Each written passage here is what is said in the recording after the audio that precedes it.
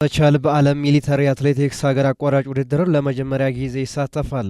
የመቻል ስፖርት ክለብ አትሌቲክስ ቡድን በግሪክ ትሪካላ የካቲት 22 2018 በሚካሄደው 60ኛው የዓለም የሚሊተሪ አገር አቋራጭ አትሌቲክስ ውድድር ለመጀመሪያ ጊዜ ይሳተፋል።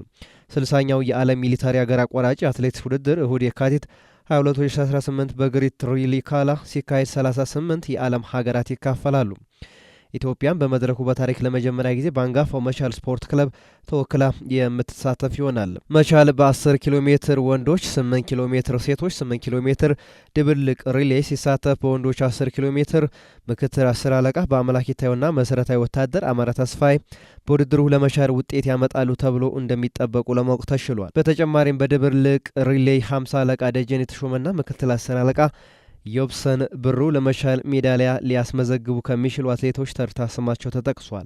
መቻል ለመጀመሪያ ጊዜ በሚካፈልበት 60ኛው የዓለም ሚሊታሪ ሀገር አቋራጭ አትሌቲክስ ውድድር በ8 አትሌቶች እንደሚወከልም ታውቋል። አንድ አሰልጣኝ፣ ቡድን መሪና አንድ የሕክምና ባለሙያ ጨምሮ በጠቅላላው 11 የልዑካን ቡድን አባላት ወደ ግሪክ ትሪካላ መጓዛቸውም ተነግሯል።